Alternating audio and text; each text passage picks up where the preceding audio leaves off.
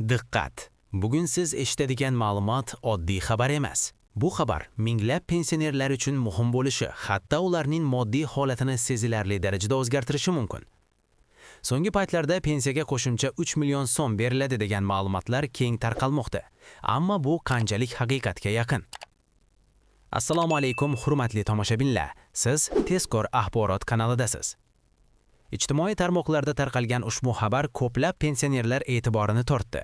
Ayrimlar bu imkoniyatdan foydalanish haqida o'ylab boshladi. Boshqalar esa bu xabar qanchalik asosli ekaniga shubha bilan qaramoqda. Chunki gap katta miqdordagi pul haqida ketmoqda. Avvalo bir narsani aniq tushunib olish kerak. Bu yerda gap barcha pensionerlarga avtomatik tarzda beriladigan 3 million so'm haqida emas. Bu ayrim hollarda pensiyani qayta hisoblash orqali yuzaga kelishi mumkin bo'lgan qo'shimcha to'lov haqida gap ketmoqda. Mutaxassislarning ta'kidlashicha, O'zbekistonda pensiya tizimi doimiy ravishda takomillashtirilib borilmoqda. Bu jarayonda ayrim fuqarolarning pensiyasi noto'g'ri hisoblangan yoki ayrim mehnat stajlari to'liq inobatga olinmagan holatlar aniqlanishi mumkin. Aynan shunday vaziyatlarda pensiyani qayta ko'rib chiqish imkoniyati paydo bo'ladi. Savol tug'iladi: kimlar bu imkoniyatdan foydalana oladi? Birinchi toifa uzoq yillik mehnat stajiga ega bo'lgan fuqarolar. Masalan, 30-40 yil yoki undan ortiq ishlagan insonlar pensiyasi ayrim hollarda to'liq aks ettirilmagan bo'lishi mumkin. Bu esa ularning haqiqiy mehnati bilan pensiya miqdori o'rtasida tafovut yuzaga kelishiga olib keladi.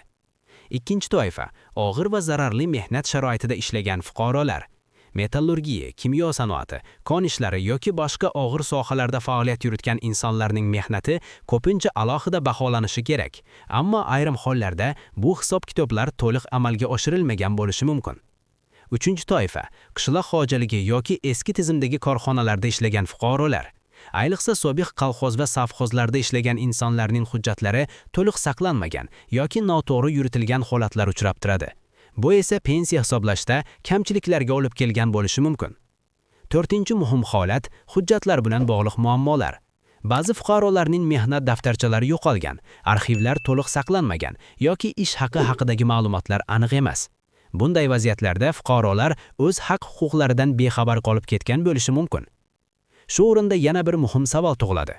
Nega bu holatlar oldin aniqlanmadi? Nega ayrim pensionerlar o'z haqini yillar davomida olmay kelgan? Bu savollarga javob sifatida mutaxassislar byurokratik jarayonlar, eski hisoblash tizimlari va ma'lumot yetishmasligini keltirmoqda. Ayrim hollarda esa fuqarolarning o'zi ham bu imkoniyatlardan xabardor bo'lmagan. Endi eng muhim qismga o'tamiz. Agar siz pensiyangiz noto'g'ri hisoblangan deb hisoblasangiz, nima qilishingiz kerak? Birinchi qadam barcha hujjatlarni tartibga solish. Mehnat daftarchasi, ish haqi haqida ma'lumotnomalar, diplomlar va boshqa hujjatlar muhim ahamiyatga ega. Agar hujjatlar yetishmasa, arxivlardan yoki sobiq ish joylaridan ma'lumot olish mumkin. Ikkinchi qadam pensiya jamiyatiga murojaat qilish. Siz rasmiy ariza bilan pensiyangizni qayta hisoblashni so'rashingiz mumkin. Bu arizada sabablar aniq ko'rsatilishi kerak. Uchinchi qadam sabr va qat'iyat, chunki bu jarayon vaqt talab qiladi. Ba'zi hollarda murojaat bir necha hafta yoki oy davomida ko'rib chiqilishi mumkin. Agar rad javobi berilsa, bu yakuniy qaror degani emas. Siz yuqori tashkilotlarga yoki sudga murojaat qilish huquqingizga egasiz. Shu o'rinda yana bir muhim savol tug'iladi. Bu 3 million so'm har bir fuqaroga beriladimi? Yo'q. Bu summa har bir holatda turlicha bo'lishi mumkin. Bu qayta hisob-kitob natijasida aniqlanadigan farq summasidir. Demak, bu xabarni noto'g'ri talqin qilish xavfli. Chunki ko'pchilik barchaga beriladi deb o'ylashi mumkin. Aslida esa bu individual holatlarga bog'liq. Oddiy fuqarolar bu vaziyatda nima qilish kerak? Eng avvalo o'z huquqlarini bilish kerak. Pensiya bu nafaqat nafaqa, balki insonning butun umri davomida qilgan mehnatining natijasidir. Shuningdek, rasmiy manbalarga tayanish muhim. Ijtimoiy tarmoqlarda tarqalgan har qanday ma'lumotni tekshirmasdan ishonish noto'g'ri qarorlarga olib kelishi mumkin. Bugungi xulosa shuki, pensiyani qayta hisoblash orqali qo'shimcha mablag' olish imkoniyati mavjud. Ammo bu barcha uchun emas, balki aniq shartlarga javob beradigan fuqarolar uchun amal qiladi. Kelgusida bu tizim yanada takomillashtiriladi? Barcha pensionerlar uchun shaffof va adolatli tizim yaratiladimi? Bu savollar hali ham ochiq qoldi. Hurmatli tomoshabinlar, sizning pensiyangiz sizning mehnatingizga mos deb o'ylaysizmi? Siz hech qachon uni qayta hisoblash haqida o'ylab ko'rganmisiz? Eng muhim va dolzarb yangiliklardan xabardor bo'lish uchun Tezkor axborot kanalini kuzatishda davom eting.